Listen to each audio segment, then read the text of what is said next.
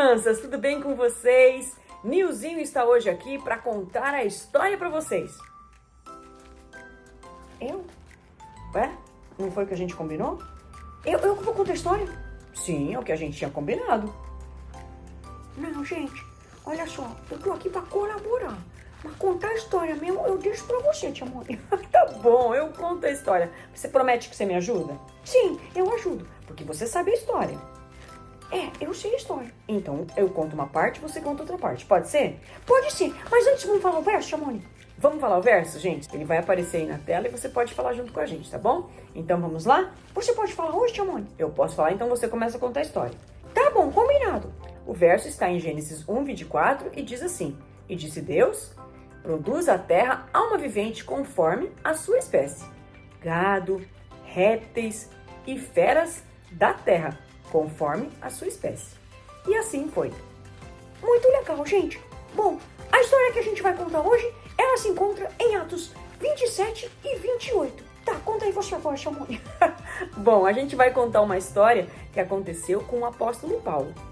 Bom, o apóstolo Paulo ele tinha sido preso e ele estava sendo levado de um lugar para outro de navio. Certo. E aí, o que acontece é que naquela viagem houve uma terrível tempestade. Sim, e nessa tempestade eles ficaram vários dias à deriva, tia Mônica. O que é a deriva? Eles ficaram meio que perdidos no mar. Ah, perdidos no mar. Sim, o navio não conseguia ir para lugar nenhum, mas o navio estava sendo castigado de forma muito cruel pela tempestade. Sim, e daí o Paulo estava dizendo para as pessoas daquele navio que eram os prisioneiros e os guardas que eles não se preocupassem, porque Deus iria cuidar dele. Deus tinha um objetivo, né, tia Mônica? Isso mesmo, Deus tinha um objetivo. E depois de alguns dias em alto mar, eles acabaram chegando perto de uma ilha. E eles então desceram, né, do navio e foram até aquela ilha. Certo.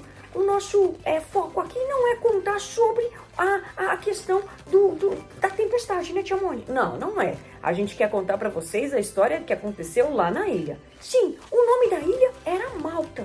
E como estava chovendo bastante, eles resolveram fazer uma fogueira. Os moradores daquela ilha, eles foram muito bonzinhos, né, tia Mônica? Sim, eles foram muito queridos com aqueles prisioneiros, com Paulo e com os soldados, os guardas que estavam ali. E aí, eles acabaram fazendo uma fogueira para que pudessem esquentar as pessoas, porque eles estavam molhados, porque eles tinham pulado na água para ir até a ilha. Sim, e também porque estava frio. Isso mesmo, também porque estava frio. Só que todos estavam colaborando para fazer aquela fogueira e foram buscar madeira, feixes de gravetos para poder fazer aquela fogueira. Sim, e Paulo também foi, né, tia Mônica? Sim, Paulo também foi ajudar. Acontece que em um dos momentos em que Paulo estava ali catando gravetos para colocar naquela fogueira para que ela não se apagasse, algo aconteceu. O que foi, Nilzinho? Um réptil, uma cobra, acabou picando e ficou pendurada na mão do Paulo, né, tia Mônica? Nossa, que coisa! Exatamente! E os habitantes daquela ilha chamada Malta, eles sabiam que aquela víbora, que aquela serpente era muito perigosa e mortal. E daí eles ficaram esperando a hora que o Paulo ia morrer. Só que a hora que aqueles moradores de Malta viram aquela serpente na mão de Paulo, eles até comentaram. Eles disseram, esse cara deve ser um assassino, porque ele se livrou de morrer lá no mar, mas agora a justiça veio e não vai deixar vivê-lo por causa dessa serpente. É isso mesmo, crianças. Acontece que Paulo chacoalhou aquela víbora no fogo, né? E ele continuou vivo. Nada aconteceu a ele. Os moradores daquela ilha só ficaram esperando a hora que as mãos do Paulo iam inchar e que ele iria morrer.